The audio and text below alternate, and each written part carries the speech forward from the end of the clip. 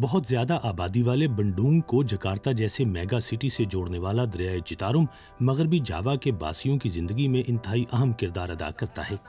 مقامی منڈیوں میں فروخت ہونے والے پھلوں، سبزیوں اور مچھلی سب کا تعلق اسی دریا اور اس کے پانیوں سے ہوتا ہے۔ لیکن کئی برسوں سے ماہرین کہتے یہ ہیں کہ اس دریا کی مچھلی نہ کھائی جائے۔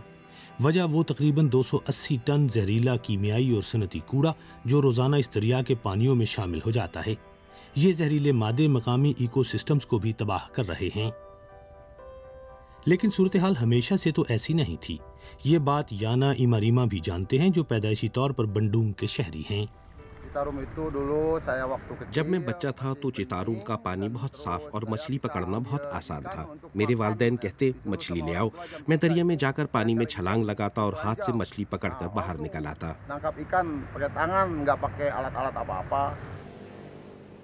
فروری 2018 سے چتارم ہاروم نامی ایک ایسے پروگرام پر کام جاری ہے جس کا مقصد اس دریا کے پانی کو دوبارہ پینے کے قابل بنانا ہے۔ اس منصوبے میں ملکی فوج کے علاوہ کئی غیر سرکاری تنظیمیں بھی شامل ہیں۔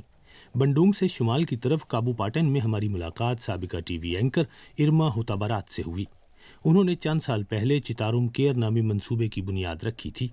انہیں کئی ایوارڈ بھی مل چکے ہیں۔ یہ منصوبہ دریائے چتارم کے کنارے وٹائیور نامی میٹھی گھاس کے پودے لگانے سے متعلق ہے۔ یہ پودا ایک بنیادی بائیو فلٹر کا کام کرتے ہوئے دریا کے آلودہ پانی کو صاف کر دیتا ہے۔ اس دریا کے پانی کو صاف کر کے ارما ایک باغ بھی لگا چکی ہیں۔ یہ باغ کمیاب مقامی پودوں اور حشرات کے لیے قائم کردہ پناہ گاہ کی حیثیت رکھتا ہے۔ یہاں استعمال ہونے والا پانی اسی دریا سے حاصل کیا جاتا ہے، لیکن اسے آبپاشی، کھانا پکانے، حتیٰ کہ نہانے کے لیے استعمال کرنے سے قبل خاص طرح کے واٹر ٹینکس میں وٹائیور گھاس کی مدد سے صاف کر لیا جاتا ہے۔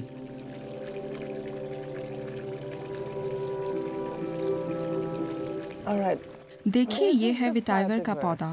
ہم اسے معجزاتی گھاس کہتے ہیں۔ ہم نے دریا کے 14 کلومیٹر طویل کنارے پر یہ پودے لگا دیے ہیں۔ میرا خواب ہے چتارم کے ساتھ ساتھ 269 کلومیٹر طویل کنارے پر یہ پودے لگانا۔ لاطینی زبان میں وٹائیویریا نامی اس ایشیائی گھاس کی خاص بات یہ ہے کہ یہ خود کو اپنے ماحول سے بہت اچھی طرح ہم آہنگ بنا سکتی ہے۔ یہ پودا بہت زہریلے پانی میں بھی مرتا نہیں۔ ایک بار کہیں لگا دیا جائے تو بہت کم وقت میں اس کی جڑیں زمین میں 4 میٹر گہرائی تک پہنچ جاتی ہیں، اتنی مضبوط جیسے ہلکا فولاد۔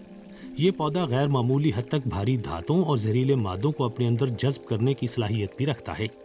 اسی لیے یہ آلودہ پانی کے لیے ایک بہت مؤثر بائیو فلٹر کا کام کرتا ہے۔ ارما کے اہم ترین معاون جولیس رابنسن ہیں جو باقاعدگی سے اس منصوبے میں پیش رفت کا جائزہ لیتے رہتے ہیں۔ انہیں فخر ہے کہ چیسانتی میں جہاں سے دریائے چتارم نکلتا ہے دونوں کناروں پر وٹائیور کے پودے لگائے جا چکے ہیں۔ اسی جگہ 2 سال پہلے چتارم کیئر اور ملکی فوج کا باہمی تعاون شروع ہوا تھا۔ اب یہ ایک مثالی علاقہ ہے۔ تب سے اس دریا کے کنارے پر یہ پودے لگائے جانے کا عمل جاری ہے۔ اگر ہم چیسانتی کے علاقے میں پانی کی صفائی کے عمل کو دوسری جگہوں پر بھی جاری رکھیں، چیکاہوری میں پانی کے چشموں کو بھی اور دریائے چتارم میں جانے کے بعد بھی پانی کے مستقل صاف رہنے کو یقینی بنا لیا جائے تو میرے خیال میں ہم اس پورے دریا کو بچا سکتے ہیں۔ دریائے چتارم کو بچا لینا اس بہت بڑے مقصد کے حصول کے لیے مسلسل کاوشیں اور ہمت دونوں ہی لازمی عوامل ہیں۔ ایک محنتی اور بڑے سخت جان پودے کے طور پر وٹائیور چیسانتی میں تو اپنی افادیت کی مثال قائم کر ہی چکا ہے۔